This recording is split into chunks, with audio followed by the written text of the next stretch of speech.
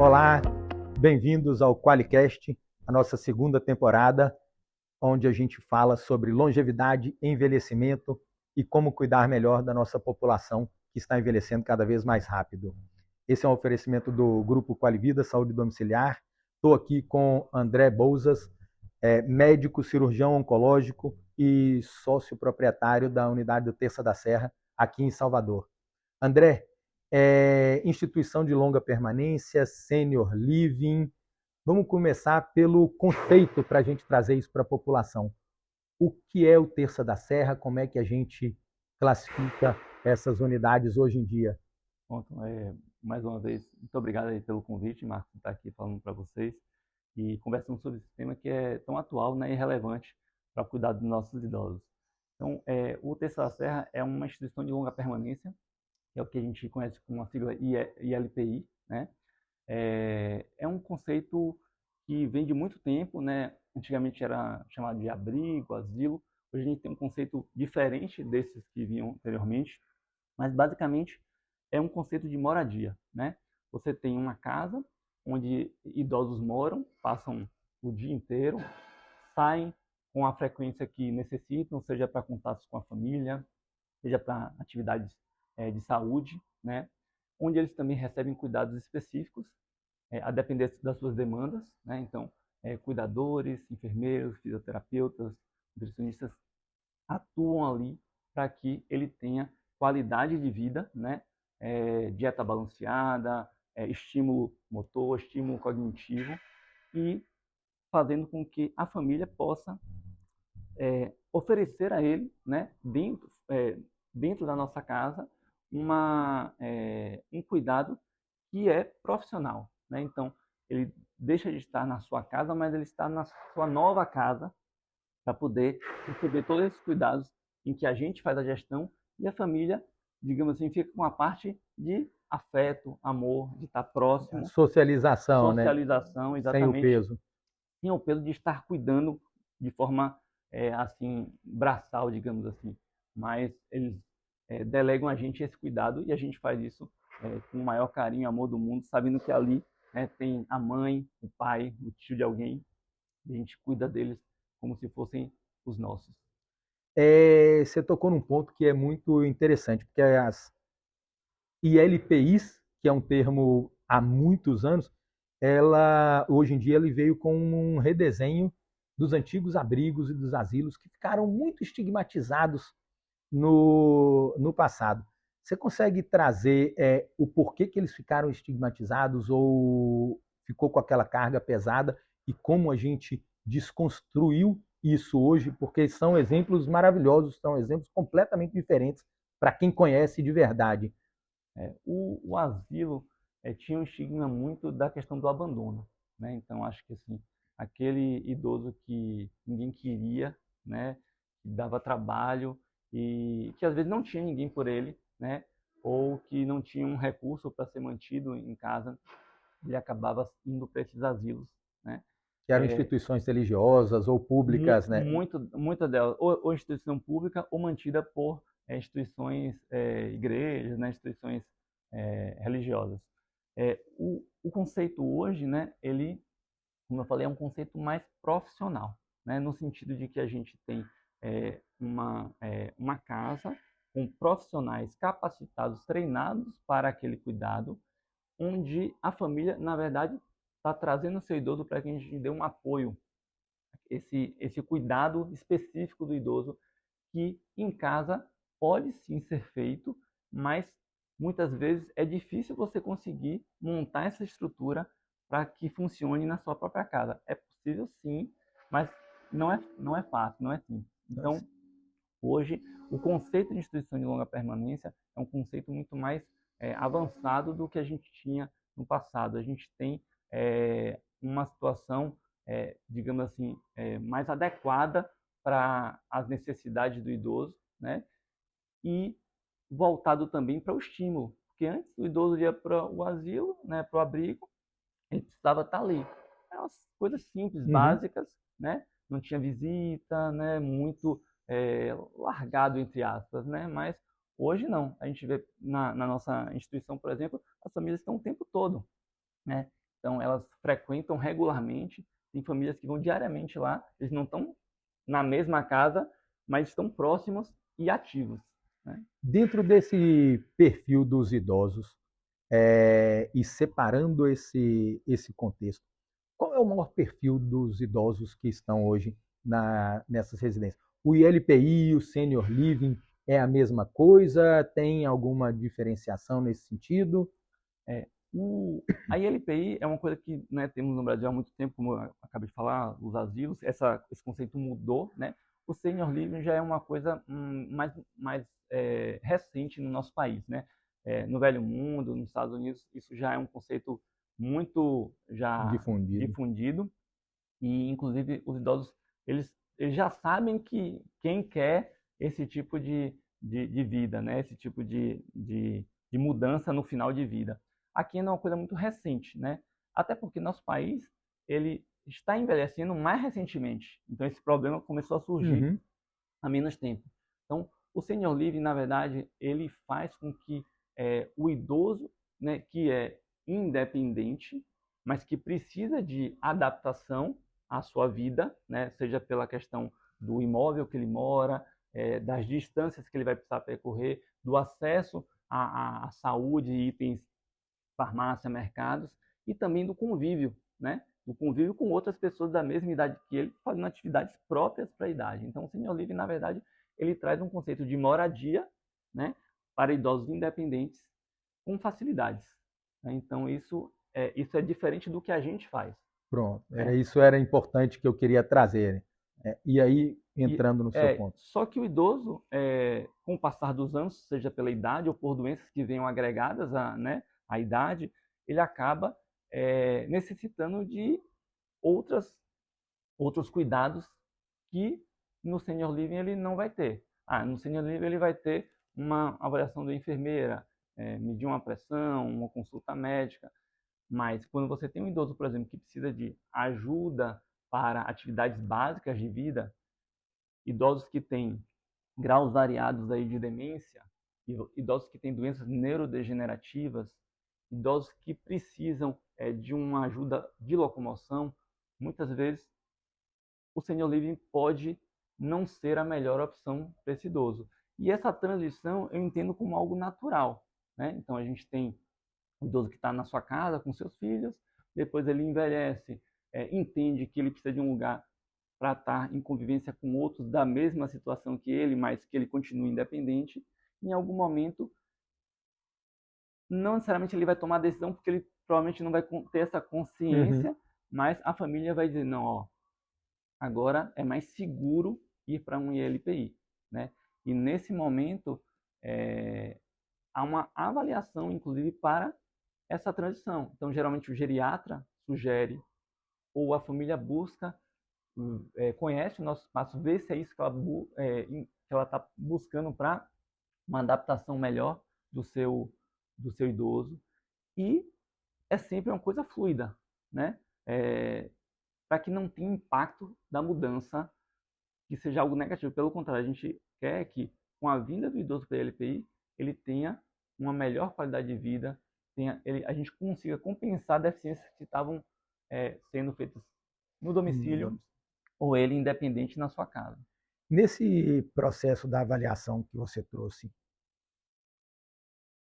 quais os critérios mais claros e mais básicos que são levados em consideração para quando você faz a entrevista com a família?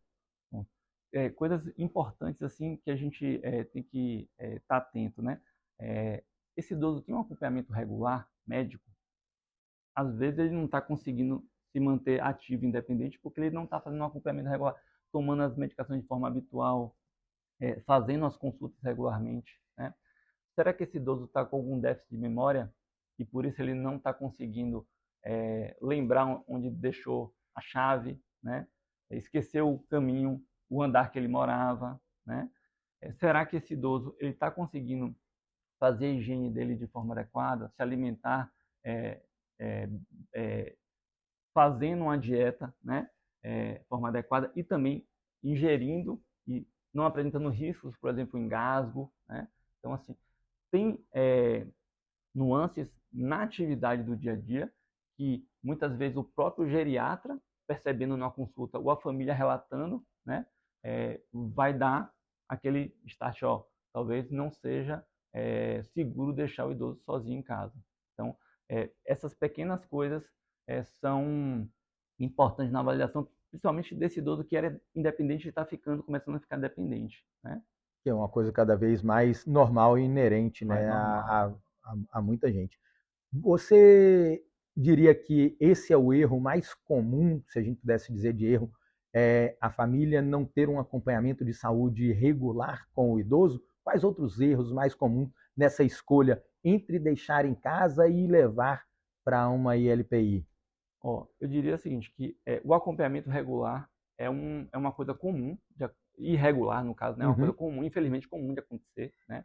Que é uma coisa que não é diferente de adultos não idosos, né? Assim, a gente é ruim, principalmente os homens são ruins em fazer os seus check-ups anuais, né? Fica esse recado aí para nosso então, assim, pessoal. Acaba que a gente vai levando isso ao longo da vida e na idade, né, do idoso também deixa passar. E assim, o idoso ele deve já procurar o seu geriatra, seu clínico já, independente de ele ter uma doença estabelecida, né? Porque a gente sabe que se você interferir ali, diminuindo o risco de sarcopenia, né, levando o idoso a atividades regulares, você vai retardar, né, esse processo todo que a gente está conversando aqui do envelhecimento, que no fato de que ele não está podendo responder, digamos, por si, ter independência, né? Uma coisa que você perguntou aí, né, sobre a questão do que leva os erros, os erros né? mais então, comuns, assim, que a família comete nessa escolha. Muitas vezes a gente percebe também é o seguinte: a família ela não vê o idoso com 80 anos. Ela tem a imagem do idoso 10, 20 anos atrás. Interessante, então, eu já tinha visto falar que o idoso também se vê com uma média de 10 a 12 anos mais novo do que o que ele realmente é. Às vezes ele olha no espelho e não se reconhece. Porque na memória dele, ele é aquele idoso, ele é um idoso, mas ele é mais jovem, né? Então, assim, a memória, muitas vezes, da família faz com que ela tenha dificuldade, às vezes, de perceber a necessidade do idoso naquele momento, daquela idade. Porque sempre ela viu o idoso ativo, né? Eu estou acostumado a ver meu pai fazer tudo. Ele aperta um parafuso, faz o seu café, sobe num banco e tal. É seguro um idoso de 80 anos subir num banco? Não é. Eu pego o meu com 83 e lá vai fumaça, parafusando num banco Eles não têm essa noção e muitas vezes 60, 70 centímetros de altura, bicho. Sai daí, pelo amor de Deus. E a gente realmente tem dificuldade de ver o idoso depois que ele envelhece, perde alguns reflexos, né? Mobilidade. A gente não consegue, às vezes, enxergar isso e demora para perceber que precisa de ajuda, né? Outra coisa que eu vejo muito comum é as pessoas acharem que, assim, estando na minha casa, ele está seguro. Estando na minha casa, ele está eu estou dando toda a atenção. Nós, profissionais, somente liberais, né, quem tem uma atividade diária, fica 8 horas, pelo menos, fora de casa durante o dia, né? Com quem que esse idoso, de fato, está convivendo ali, né? Às vezes ele está sozinho e a solidão é um dos principais problemas, né, da longevidade. Às vezes ele está com um cuidador que não tem uma supervisão, então fica difícil dizer se realmente ele está interagindo com o idoso, está fazendo alguma coisa errada. Ou se está ali só vigiando o idoso, né, para... Então, questionavelmente também esse processo. Essa é uma diferença que eu sempre falo para as famílias importantes, e assim, na nossa instituição a gente também tem pessoas que estão cuidando do idoso, mas temos uma supervisão, né? Temos um monitoramento. Então, a gente está ali com algo que dá uma segurança maior para a família. É impossível um familiar estar com seu idoso em casa e ficar lá monitorando as câmeras para ver se não está acontecendo. 24 horas, exatamente. Não consegue, entendeu? Não acontece. Então, assim, esses são coisas que eu enxergo que fazem com que a família demore um pouco de perceber que aquele idoso precisa de uma atenção, precisa de um cuidado. Um cuidado mais próximo, né, diário e profissional, que eu acho que isso é uma coisa que a gente tem que ver bastante, porque hoje os cuidadores são extremamente, às vezes, migraram de um secretária do lar, da casa, para ajudar aquele idoso que está há muito tempo, mas não tem nenhum conhecimento de saúde, não tem nenhum conhecimento sobre o envelhecimento. Na maior parte das vezes está envelhecendo junto com o idoso ali, então tem suas dificuldades, seus desafios, né? E essa supervisão é uma coisa que é cada vez mais necessária Com certeza.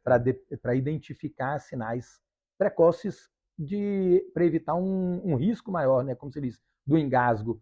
O engasgo, né, a disfasia pode ser trabalhada, mas precisa ser monitorada, e Com, nem sempre a família sabe daquilo, porque não tem conhecimento. com certeza, está lá almoçando, o idoso tosse, né? Uhum. Aí no outro dia tosse. Se a pessoa não tiver preparada para identificar sinais, né, alertas, ela vai achar que É tá com uma normal. virose e É. tal, né?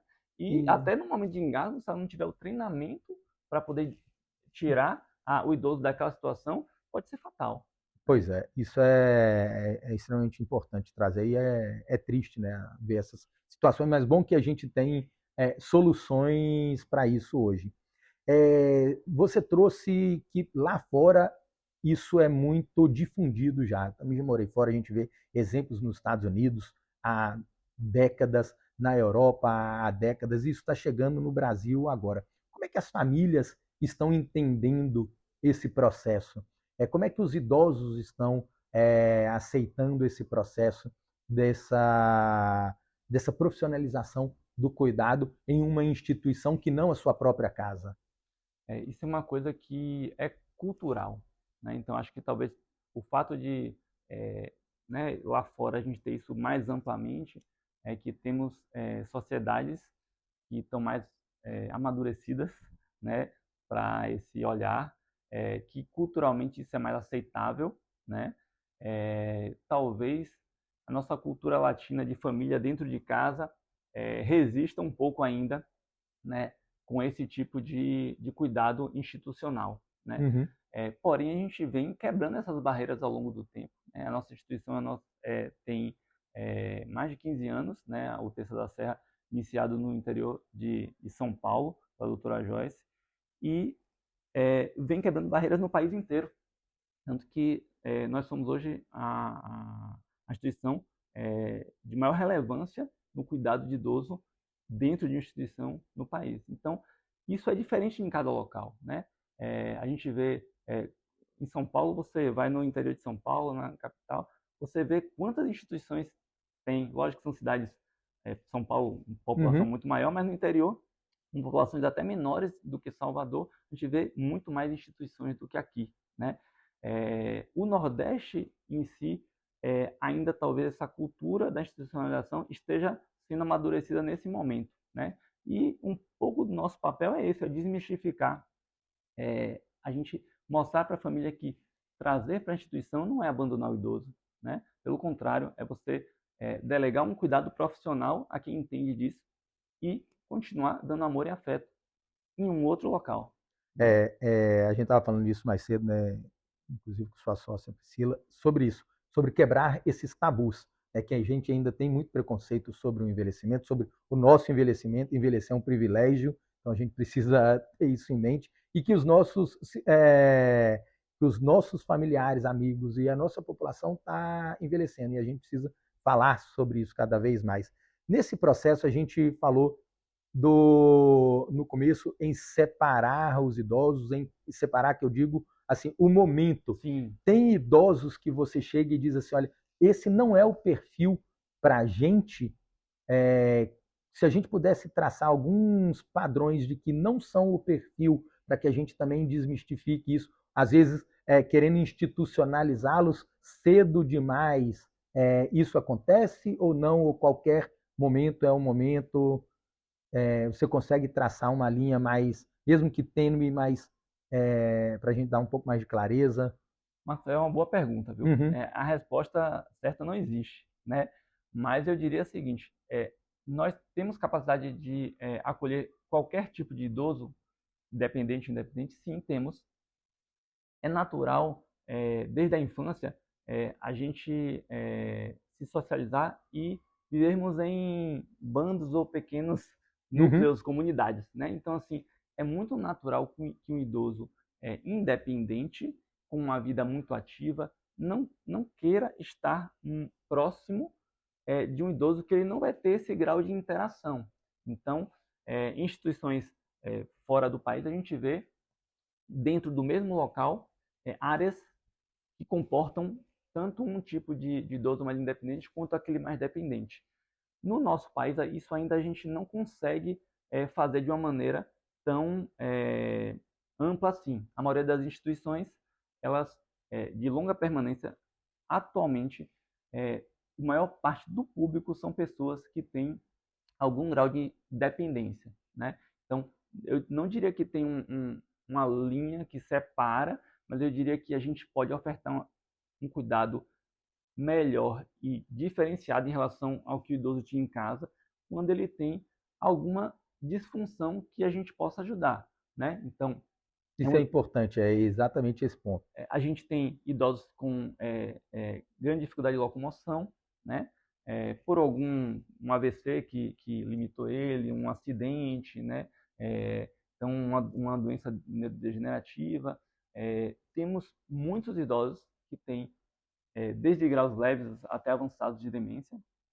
São idosos que realmente, como eles vão evoluir ao longo dos anos, eles se beneficiam muito de já estarem num local que é a casa deles e não tem muita mudança ali na rotina, porque a rotina é importante, importantíssimo para o idoso, né? Então, eles já conhecem aquela pessoa, sabem que pode confiar. Eu tenho várias histórias de idosos na minha instituição que chegaram com um semblante de medo e de desconfiança. E isso não é porque Estão me eles... tirando de casa, vão me abandonar, você acha que é isso? Não, às vezes eles não conseguem nem expressar isso, mas claramente o cuidado em casa faltava o afeto, não da Uhum. família, Sim, né? mas pelo cuidado mesmo. Do cuidador ali, da pessoa que estava cuidando ali. Então, quando ele está num local onde você vê que a pessoa toca você com um toque suave, e uma voz mais calma, dá um afeto mesmo no dia a dia, ouve, né? Pergunta se tem alguma coisa que pode ajudar. Todo esse cuidado do dia a dia, a rotina, aquilo vai gerando uma confiança e deixa o idoso mais tranquilo. E vive mais por conta disso. Estabelece outros laços e um vínculo muito mais forte, né? Com certeza. E aí cria a rotina, cria o hábito, ele sabe onde é o banheiro, principalmente em casos com demência, né? Que ele vai começando a perder a memória e mudar a estrutura da casa de muitos anos é difícil, mas quanto antes ele puder ir se adaptando, mais cedo ele consegue acostumar e entender o novo papel daquele ambiente que ele vive. Né? Isso, inclusive, é uma coisa que pode ajudar naquele idoso dependente a retardar, inclusive, a ida para uma ILPI, né, que seria uma adaptação no ambiente de casa. Né? Então, assim, uma casa planejada, no sentido que pode ser uma casa, precisa ser uma casa nova, não precisa ser uma casa nova, mas precisa ter uma reforma para que aquele ambiente seja adequado para que o idoso passe por esses anos de vida que ele vai ter e tenha menos impacto, menos disfuncionalidade na vida dele. Interessante você trazer isso, que esse é um ponto, né? Dá para separar também o momento do cuidado em casa para um momento de um cuidado institucionalizado. Sim, com certeza. E é uma das propostas nossas aqui na Casa Cor, mostrar exatamente esse ambiente. Um ambiente adaptado, um ambiente seguro, um ambiente preparado para o nosso envelhecimento, que pode permitir a velocidade do declínio, não do envelhecimento. A velocidade cronológica ela vai seguir igual para todo mundo, as mesmas 24 horas, Sim. 365 dias no ano. A idade da carteira de identidade, essa é a mesma para todos, mas a idade mental, a idade do corpo, das funções cognitivas, né? Elas podem ser retardadas, podem ser alteradas. Você, como médico, enxerga isso também, né? Já bem...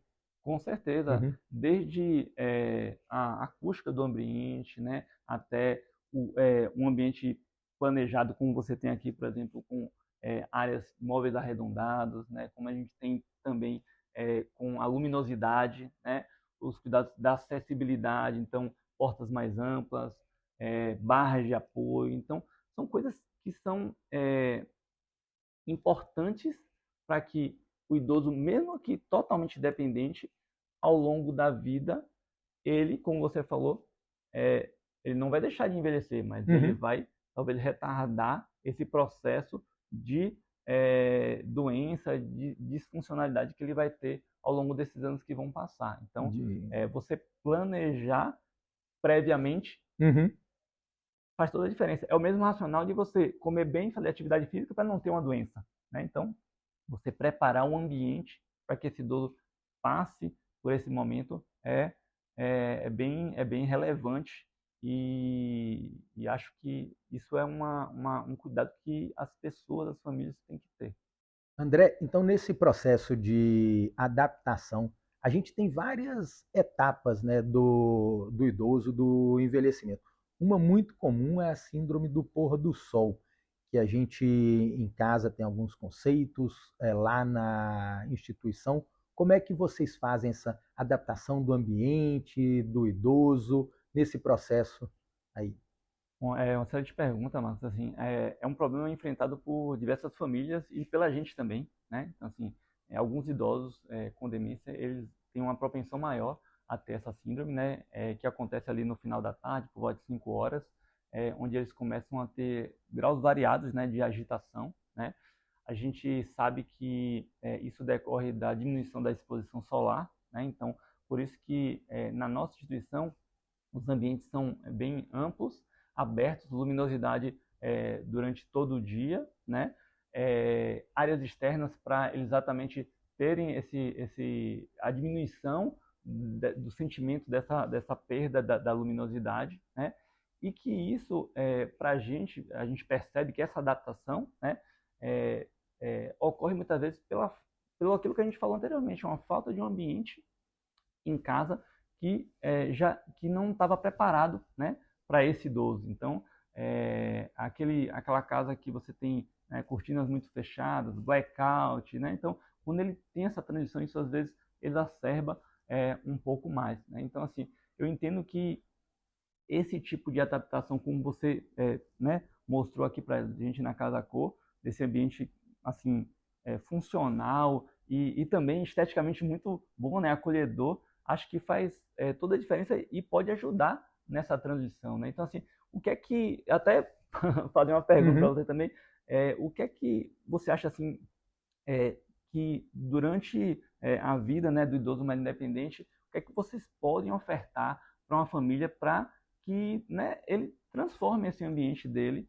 né, e torne depois, no futuro, essa transição até mais suave? A gente enxerga isso também muito, muito claro. Eu acho que um dos perfis do paciente de home care, e aí tem algumas escolhas, né, ou do perfil do que a gente vai cuidar em casa, quanto antes a gente conseguir adaptar a casa, e com pequenas adaptações, que nem sempre são adaptações mirabolantes, mas são coisas igual a gente estava falando, dos móveis arredondados, de você tirar um tapete, de você colocar uma barra, de você melhorar a própria paleta de cores do ambiente. A gente vai explorar mais num outro podcast com a arquiteta Milena Saraiva do Espaço falando sobre isso. Mas você melhorar isso, melhorar a luminosidade nessa exposição e permitir que o idoso continue tendo a interação social com a família, com um espaço para ele, com a varanda mais acessível, mais aberta,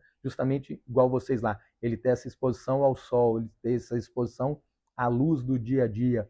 O banheiro adaptado com um sensor de quedas, igual a gente tem no nosso programa de monitoramento da jornada da longevidade. Ajudar a família a fazer com que o idoso permaneça em casa de forma segura e confiável é o que a gente quer. Eu acredito que quanto mais a gente conseguir retardar esse tipo de declínio, mais a gente vai conseguir, no momento de uma institucionalização, quando aquela família não conseguir dar aquele suporte, e muitas vezes não é nem por questões de valores, mas é por questão da correria do dia a dia mesmo, que é difícil e vai ficando cada vez mais limitado, essa transição vai sendo mais segura mais tranquila para o idoso não assustar, né, quando ele começar a perder algum tipo das suas próprias capacidades, mesmo que mantendo a lucidez, mas que ele entenda nesse processo de transição, né? A gente, de novo, ir desmistificando e quebrando esse tabu. E aí me veio à cabeça sobre essa questão de preços, de valores. Como é que é a avaliação, a precificação numa instituição de longa permanência tipo vocês? É algo inacessível ou isso está acessível a uma parcela da população? Como é que está nisso daí? A instituição de longa permanência, ela tem diversos tipos de instituição, na verdade, né? Temos instituições públicas, né? Temos instituições filantrópicas e temos instituições privadas, né? Com serviços e valores, obviamente, diferentes, né? Como acontece também com a área de saúde, né? A nossa instituição é uma instituição privada, né? A gente tem atualmente, até somente na conversa com as famílias, notado que as pessoas, muitas vezes, elas não conseguem entender o custo que elas estão tendo em casa. E por isso, muitas vezes, elas acabam achando que o valor de institucionalização é caro. Mas quando você coloca isso na ponta do lápis, né, um valor, por exemplo, inicial na nossa instituição de 7.600, não é comparável ao custo que uma pessoa tem em casa para cuidar de um idoso com cuidadores treinados em regime trabalhista adequado. Isso é importante, né? Porque é o cuidador profissional registrado da forma correta desse processo todo. Porque a partir do momento que você tem uma pessoa num contrato informal ou tem um regime inadequado, você está exposto a um risco trabalhista que o preço é imensurável. Né? Então, se você tiver você tiver um imóvel, mesmo que você não seja alugado, que no aluguel tem um custo, mas você tem custo de IPTU, tem custo de condomínio, tem custo de energia, você vai ter um custo de pessoas trabalhando ali para manter o idoso tirando a cuidadora, ou seja, você tem que ter uma faxineira, uma cozinheira, né, alimentação para essas pessoas, né? Então, assim, quando você coloca isso na ponta do lápis, eu digo para você com convicção, porque eu já fiz essa conta, né? E eu mostro isso, inclusive, às vezes, quando a família fica com dúvida, assim, se você botar na ponta do lápis, está mais barato estar na instituição. Entendeu? Então, assim, fora é importante trazer essa desmistificação sobre o preço. Lógico que tem realidades que não são possíveis para algumas famílias, pela renda que elas têm, né? Porque o idoso, às vezes, pode, no final da vida, não ter uma renda, ele não se preparou financeiramente para isso, e a família vai ter que arcar com isso. E, às vezes, é difícil, até no próprio âmbito familiar, né? A relação das pessoas que tem que cuidar, né? Então, isso é um outro capítulo aí. Mas... Você trouxe um ponto, né, que é fundamental. A gente vê os números do envelhecimento crescendo de uma forma até alarmante e as famílias não estão preparadas para isso, né? A gente não se preparou para um envelhecimento tão rápido. Você estava falando do envelhecimento do Brasil, né, que vem fazendo. Então, assim, como é que vocês têm enxergado isso? Como é que a gente entende, né, que o nosso país está seguindo um caminho que foi dos países desenvolvidos, né? Então, a nossa população, de fato, está envelhecendo, né? Como eu sou médico, eu tenho uma análise um pouco científica, né, e que eu sempre, né, trago, principalmente nas minhas aulas e tal, que assim, o ser humano, ele tem uma expectativa de vida alta, só que o que é que tira essa expectativa de vida são as doenças, né? Quando a gente não tinha antibiótico, não tinha medicina adequada, as pessoas morriam de infecção. Então, as pessoas viviam 45 anos. Depois a gente começou a ter antibióticos, cirurgia, tratamentos mais modernos, as pessoas começaram a viver mais, começaram a ter doenças cardiovasculares pelos hábitos de vida que elas carregavam ao longo da vida, gerando outras doenças. Só que a medicina evoluiu muito na parte de doenças crônicas não oncológicas, né? A de oncologia também está atualmente evoluindo muito bem. E as pessoas começaram a viver 80, 100 anos. Né? Então, com uma grande facilidade, né? Com uma grande facilidade. Então, assim, a expectativa é de que as pessoas cada vez mais vão viver mais. E, consequentemente, as doenças neurológicas vão também acometer mais, porque é uma população mais velha. né? Então, a gente precisa estar atento que viver mais não significa viver bem. Então, a gente precisa se preparar, né? Eu tenho 45 anos e eu tenho consciência de que daqui para frente, se eu não me preparar, eu vou ser um idoso que vou precisar de... Vou ser Problemático, né? dependente, né? Então, assim, isso tem que começar ali nos 35, 40 anos, no mínimo, né? Para você envelhecer bem.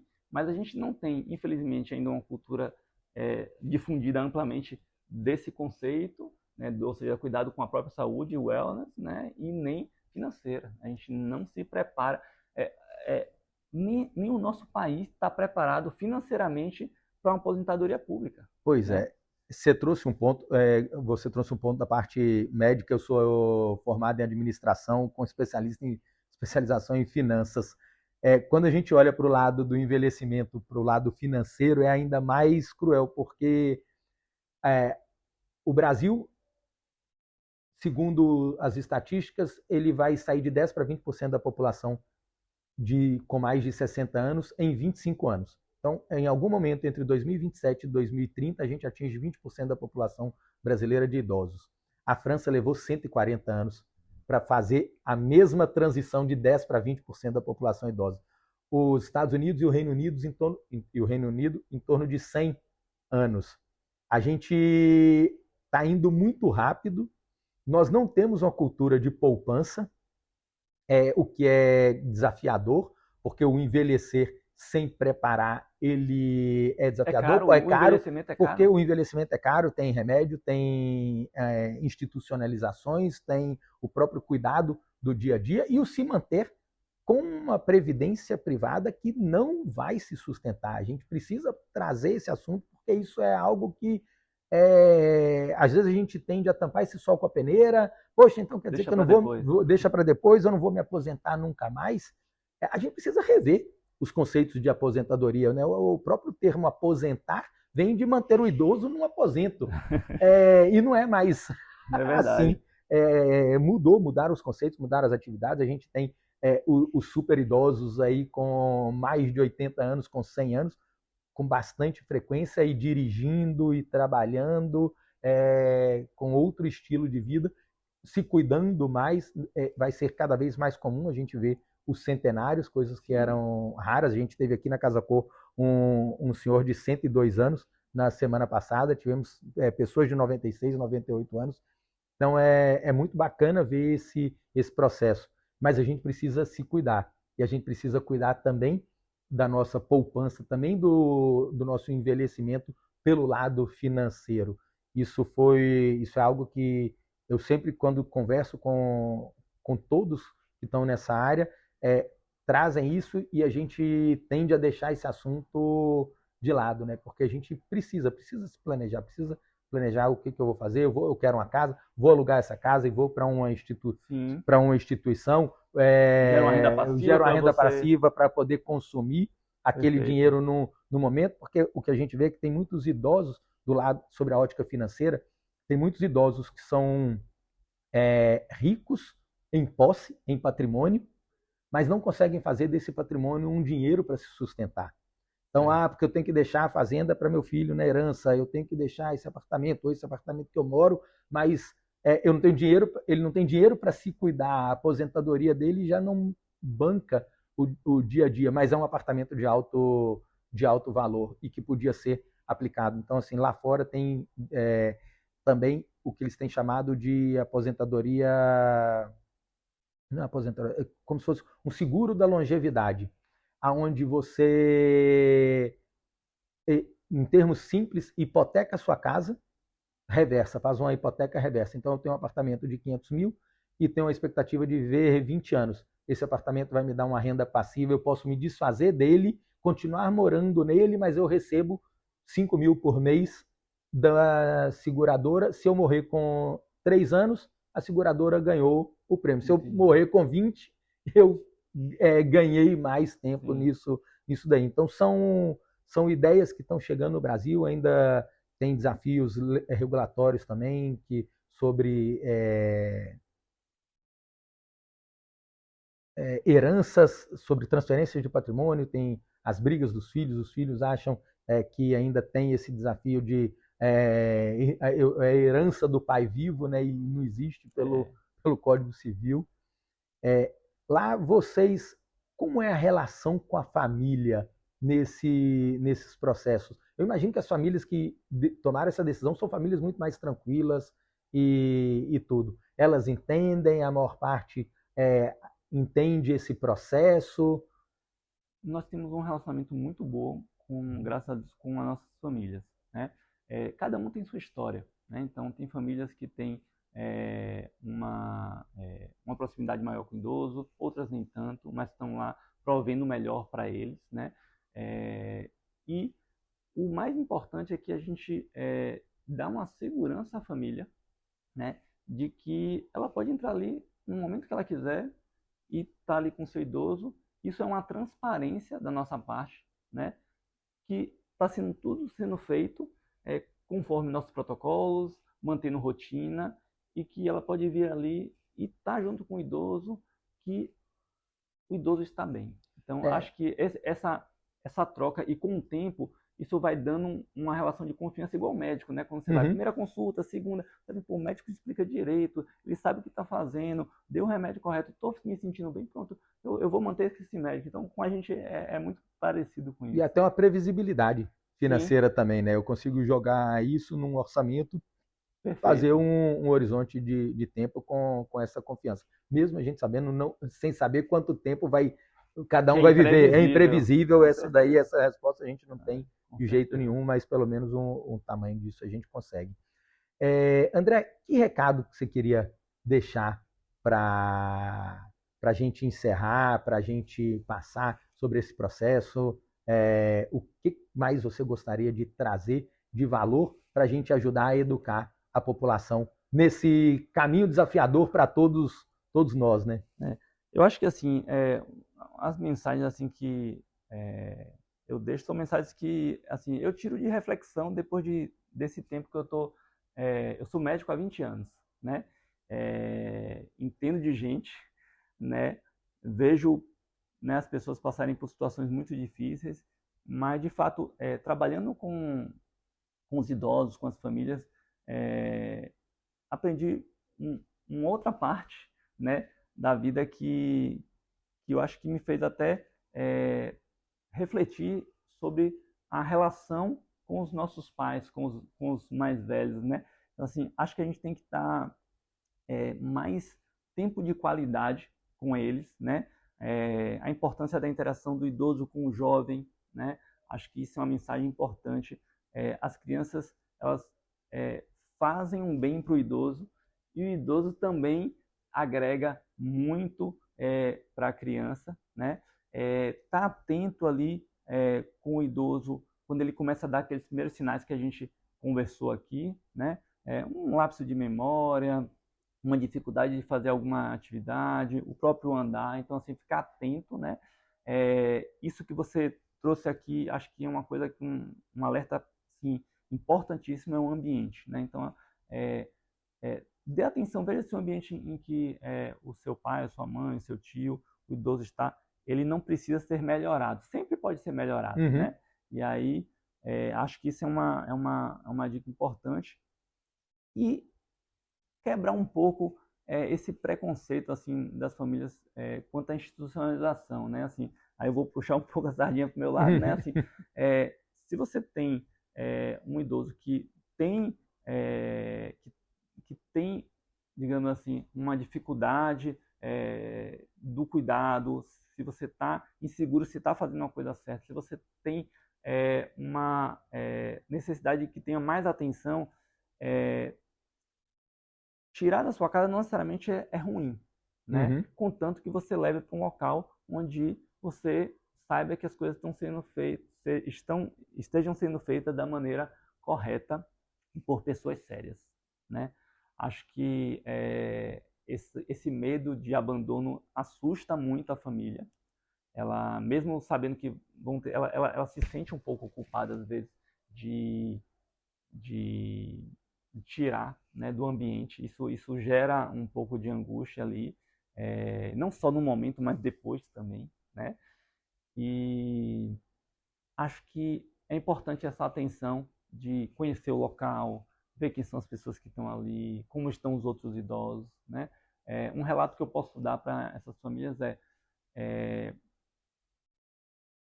eu, eu, a gente não tem experiência de ver o idoso ir para a instituição e não ter alguma melhora ali.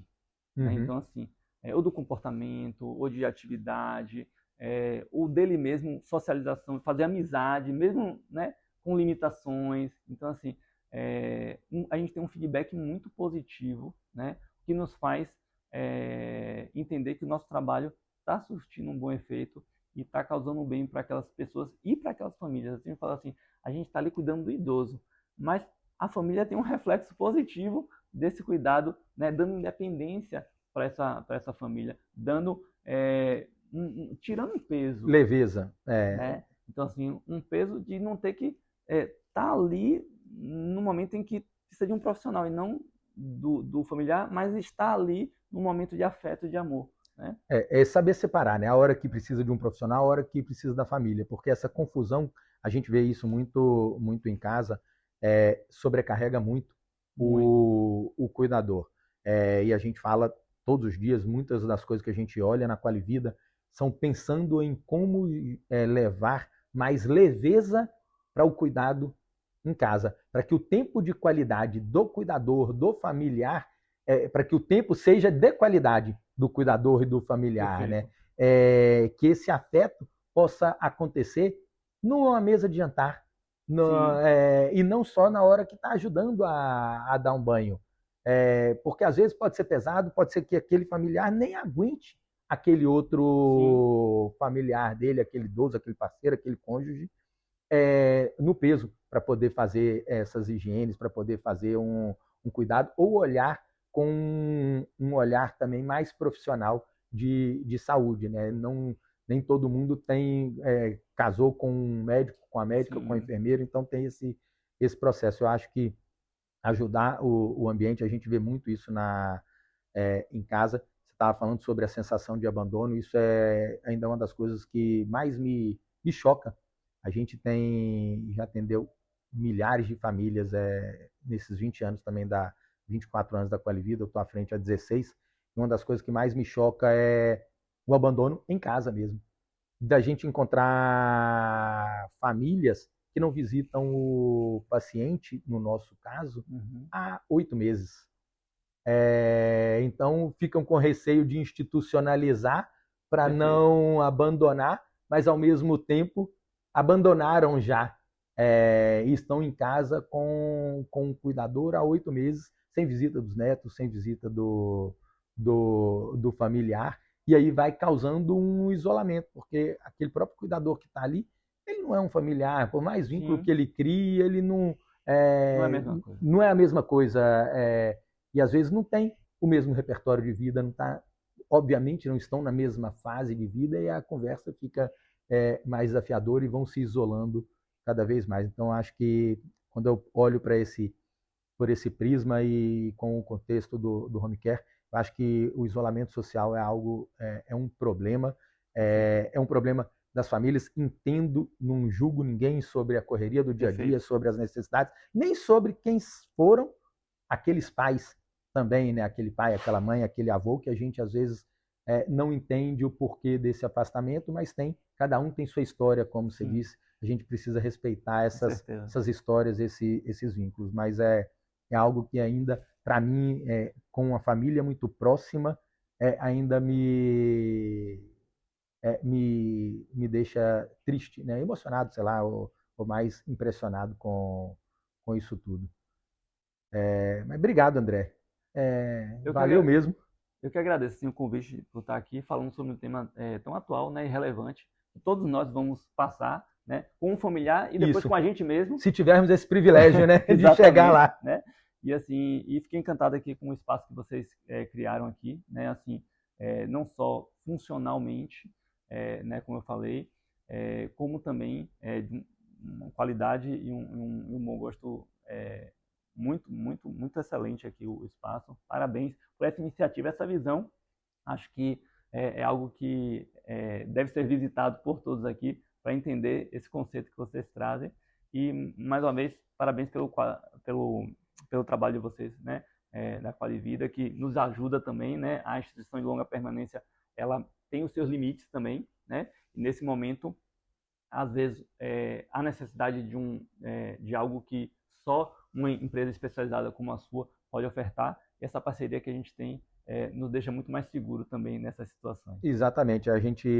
Essa parceria é importante a gente desmistificar também, né? De que vocês têm limites, a gente tem limites, e como é que a gente constrói junto, que não somos concorrentes. A gente fala muito, você vai levar um cara de uma ILPI, ele está tomando o seu mercado. Não, são coisas completamente diferentes.